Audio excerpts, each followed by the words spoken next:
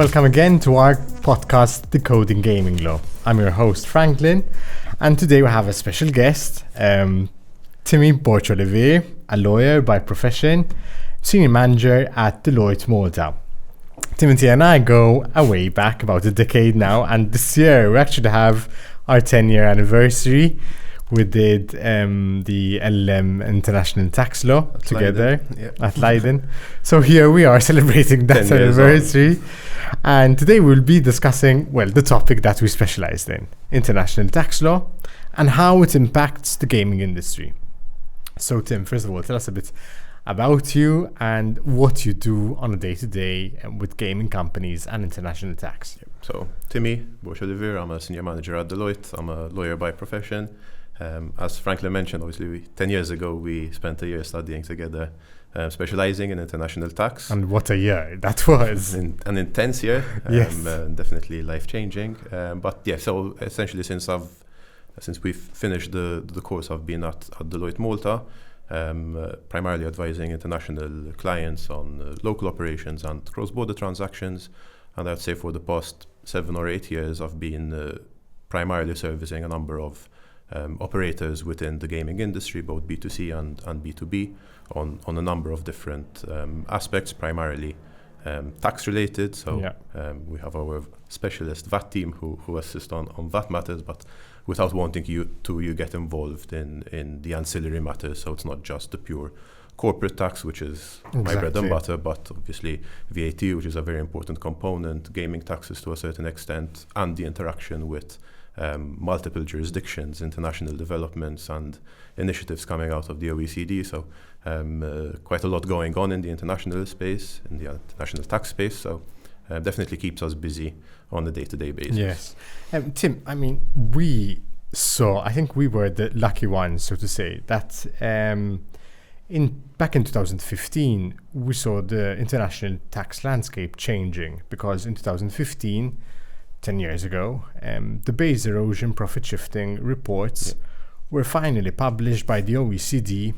And even though essentially they were non-binding, I mean, there were reports, there were recommendations to different countries globally, but they changed a lot of the way we do tax planning and tax structuring or tax optimization. I mean, you know as well that Malta is very attractive for gaming companies. It's very attractive because of the refund system, whereby the shareholder gets 30% back, so effectively 5% tax back. However, nowadays, 10 years later, after the base erosion profit shifting BEPS report were issued, and we're going to discuss soon Pillar 1 and Pillar 2, and we're going to explain what these are. What have you been noticing in terms of changes, in terms of the way we plan things from a tax point of view? So obviously the BEPS project, which started in 2013, 2014, and we had the final reports published in 2015, I think has changed the international tax landscape quite drastically.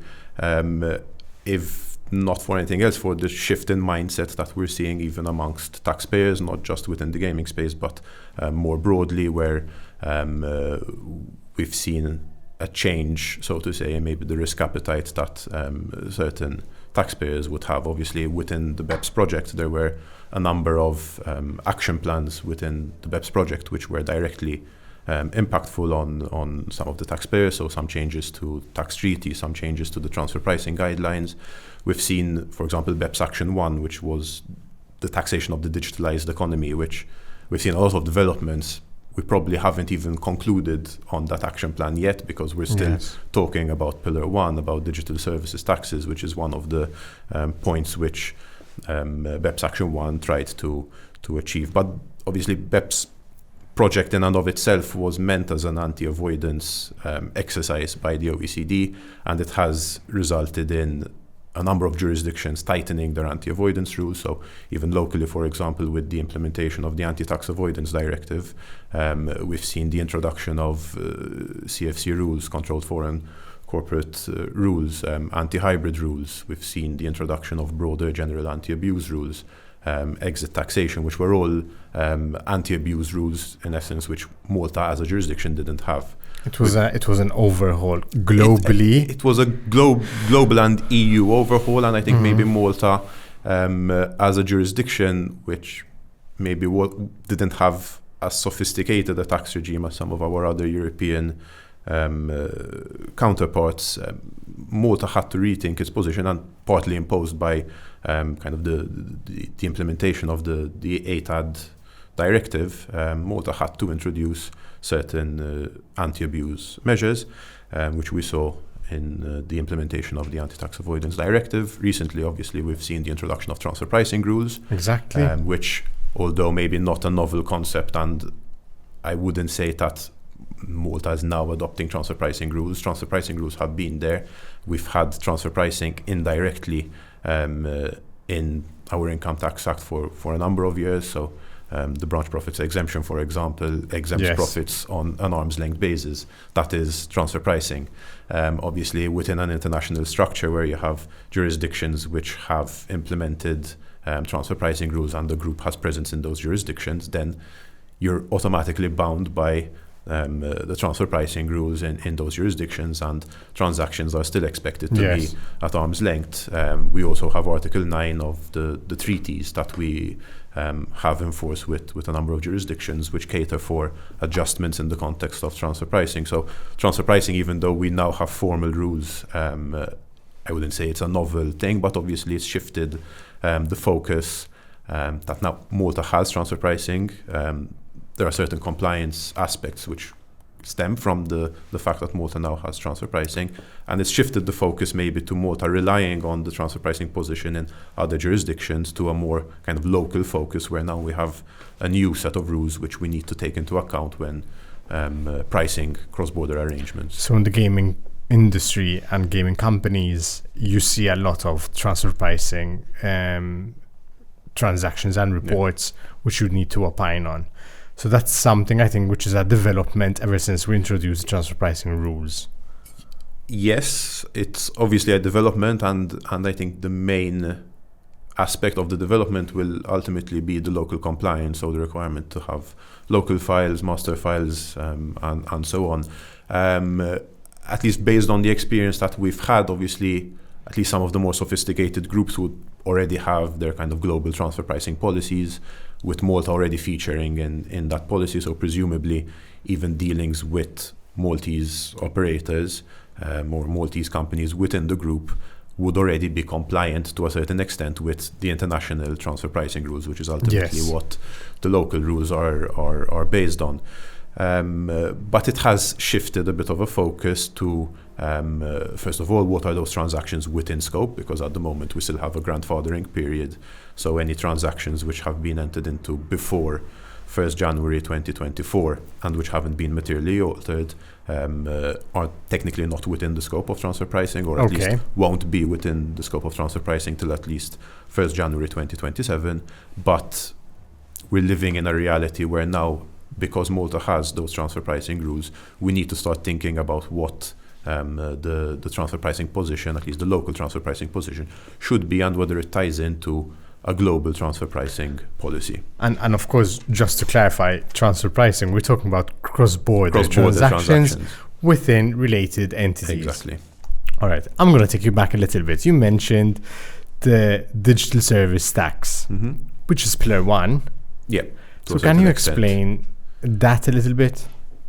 Sure. So I think one of the main issues identified by BEPS Action 1, going back to the BEPS project, was the fact that because of the digitalized economy that is now a reality in our everyday life, we have certain multinational enterprises which are basically getting scale without mass.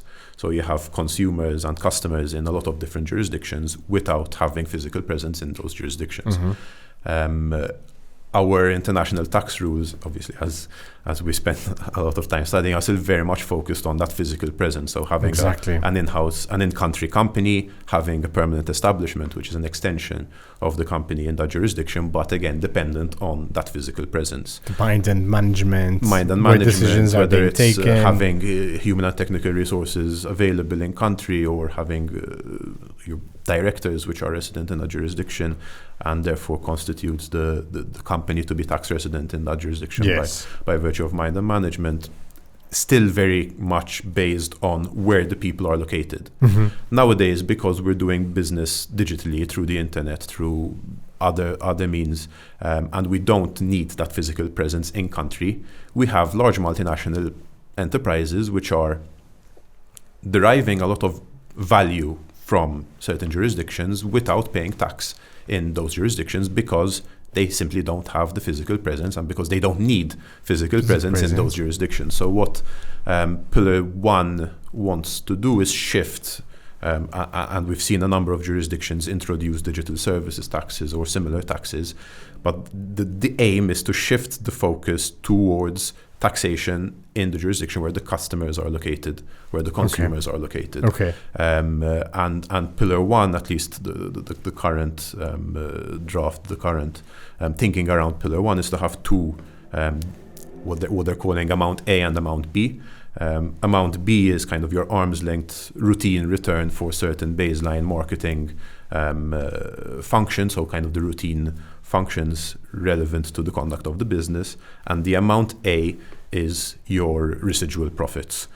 So what are those profits over and above the routine returns for your baseline services? Do we have a digital service tax in Malta? So locally, no. There currently is no digital service tax.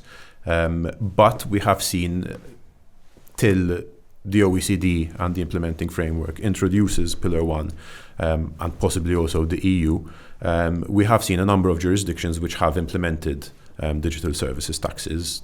There is a commitment to remove those digital services taxes once Pillar 1 has been introduced, but at the moment we are living in a reality where certain jurisdictions do have digital service taxes. So even though Malta doesn't have a digital service tax, it doesn't mean that the DST is something that is not relevant for operators established in Malta, because depending on where your customers may be, there may be digital service taxes. And this is very relevant for gaming companies, because gaming companies... Definitely, and there's a lot of discussion. There's a lot of digital service. There's a lot of digital service. So what Pillar 1 seeks to tax is your automated digital services and your consumer-facing business. And Pillar 1, under the automated digital service, lists online gaming. There are a lot of discussions as to whether online gaming, or at least certain components within the online gaming industry, actually qualify as automated digital services. So to what extent are those services automated, especially when you have services which require significant human interaction, if it's whether it's odds compilation in event betting, possibly the live casino offerings where you actually have physical people presenting. So there are a lot of discussions, and I believe in a public consultation there have been lobby groups on behalf of the industry who have raised similar points. There's also the fact that your licensed operators are already paying gaming taxes in country. So to what extent is this going to be an element of double taxation? Obviously, we're talking about a gaming tax and the digital services tax, which is probably closer to a corporate tax. But to what extent is there going to be a double taxation on operators who are subject to both, possibly? Okay. So we discussed very briefly, because I think because of the limitation of time. Exactly. Pillar 1, but there's Pillar 2. So Pillar 1 wasn't enough. The OECD decided to go ahead with kind of a two-pillar based. I think Pillar 2 sort of is on the news lately, because US under Trump's administration decided, I think there was an executive order, most probably there was, because he's been issuing executive orders like fireworks. But anyway, decided to not partake in this 15% flat rate top-up tax, which is sort of mandated by the OECD. Yeah. Now, can you explain a bit what this Pillar 2 is and if it affects gaming companies in Malta? Yeah. So, briefly, Pillar 2 is, it's a bit of a misnomer how we're calling it Pillar 2, but we're actually at a more advanced stage with Pillar 2 than Pillar 1. So the focus of the OECD kind of started off with Pillar 2. And Pillar 2, obviously, I'm sure most of the operators are aware of what Pillar 2 is. It's essentially ensuring that large multinational enterprises are subject to a global minimum income tax rate of 15%. So when you say large multinational enterprises, what do you mean? So the Pillar 2 rules apply to multinational enterprises who have revenue in excess of 750 million. So we're not dealing with a globally equally applicable rule, but it's a targeted rule to the large multinational enterprises. And essentially what Pillar 2 seeks to do is ensure that in each jurisdiction, you have your operations, your profits, which are subject to at least 15%. So if anyone's heard of the concept 15 is the new zero, this is where it's probably coming from.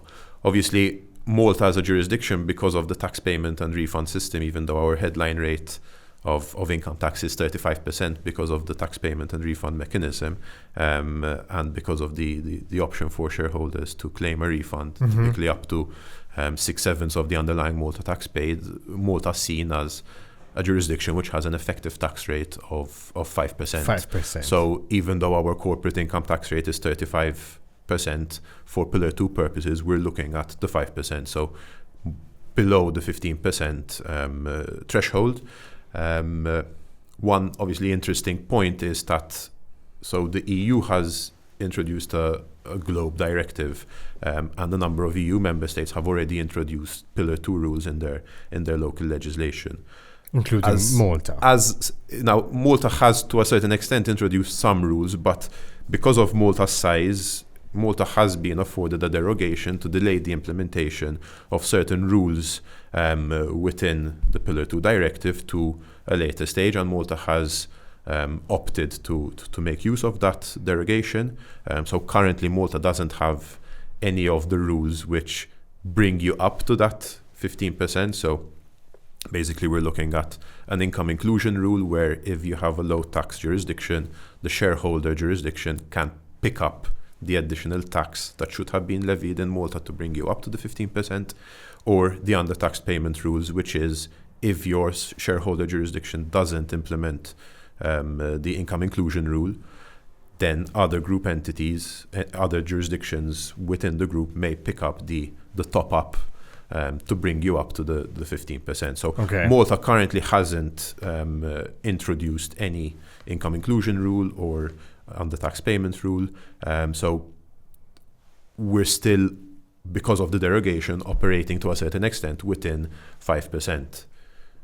However, obviously, because a number of different jurisdictions have already introduced their income inclusion rules, we're starting to see, and this is quite common in the gaming industry, because groups generally would, some of the larger groups at least, would have revenues in excess of 750 million, even because the industry is a very dynamic industry, a lot of mergers, acquisitions going on, a lot of M&A activity. So each acquisition brings additional revenues to the group. So a number of the large operators are being impacted by Pillar 2 rules, and we're starting to see top-up taxes being levied in different jurisdictions. Interestingly, a couple of days ago, we saw the publication of the Budget Measures Implementation Act, which implements a number of the measures introduced during the 2025 budget. And in the Budget Measures Implementation Act, we saw an enabling provision which allows the Minister for Finance to introduce what is being termed an elective tax. Now, when you look at it, automatically you'd think, okay, this is a rule where you could increase your tax rate and not be caught by the Pillar 2 rules. Within the context of Pillar 2, there is the possibility for jurisdictions to introduce what is called a qualified domestic top-up tax. So essentially the rationale behind that is, if someone else is going to tax my companies, my taxpayers, then I should have the right to first refusal almost. So by introducing a QDMTT, you are topping up the tax to the 15%. At least the enabling provision refers to an elective tax, so it doesn't seem to be going down the route of a QDMTT. And at least readings, obviously we still need to wait for the actual legislation to be published and whatnot, but just looking even at the terminology used in that enabling provision, the term elective tax does raise some questions, particularly is it a covered tax within the context of Pillar 2, because the commentaries to Pillar 2 talk about a mandatory or compulsory kind of tax, whereas obviously if this is elective, to what extent is it compulsory?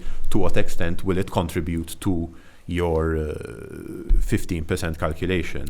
I think Soren, thank you again for this thorough explanation. And as always, we always run out of time because there's so much to discuss. But I think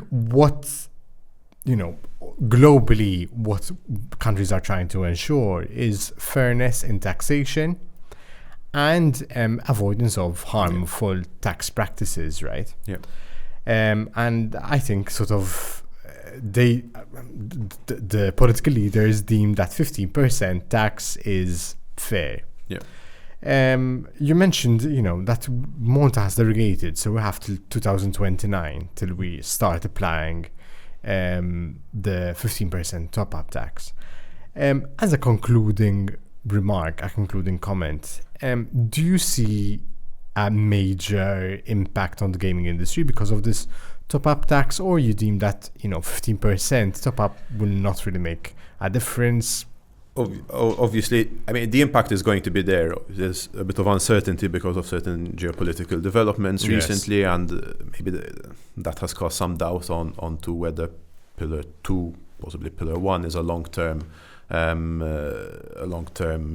proposal, a long-term initiative, or if it's here to stay.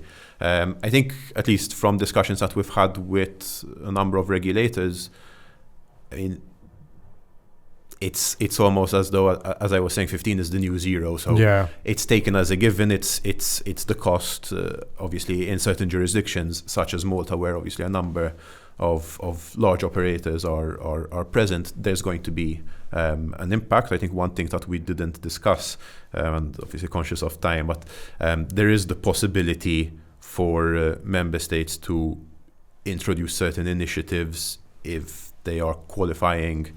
So your kind of qualified refundable tax credits and so on, which could incentivize and somewhat bring the effective tax rate down. But again, they need to be permissible, and we understand that the local authorities are engaged with discussions with the EU Commission to ensure even compliance with state aid rules, for example. Exactly. So we just have to wait. It doesn't mean that tax planning is not there and that there aren't different alternatives in a Pillar 2 reality, but I think it would be wrong to say that Pillar 2 is not going to be relevant, or we're not going to feel within the industry an impact on the application of Pillar 2, because it's there. We've seen operators already have to pick up top-up taxes in different jurisdictions. So the impact is there, it's real, and it's current. So there may be certain opportunities or certain aspects which could come into play, but it is a reality that we're facing. Obviously, with the international developments, regulation in a number of different jurisdictions, online gaming groups are becoming so international. There's presence all over the world. It's no longer kind of set up in one jurisdiction. Regulation requires you to have presence in different jurisdictions. You need to be closer to markets. Obviously, we've seen Brazil go live fairly recently, and that's just unlocked a new area of concern, or maybe concern is the wrong word, but a new area of opportunity for the operators, but a new element of complexity when it comes to tax matters. Brazil as a jurisdiction is not a straightforward jurisdiction when it comes to tax, as was the US, for example.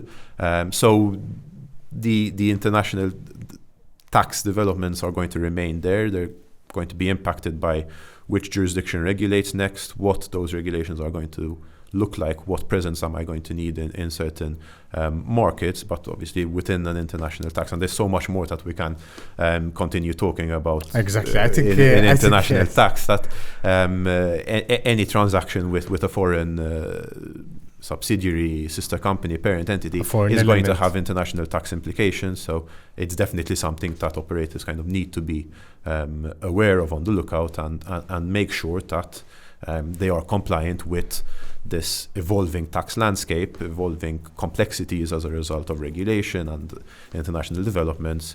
So definitely quite an interesting time to be involved in international tax.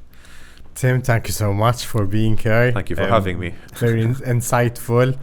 And I'm sure we'll be talking very soon for another episode, because one is never enough. Never enough. So and I hope our listeners have enjoyed our discussion. Thank you so much.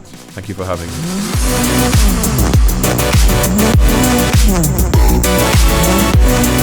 me.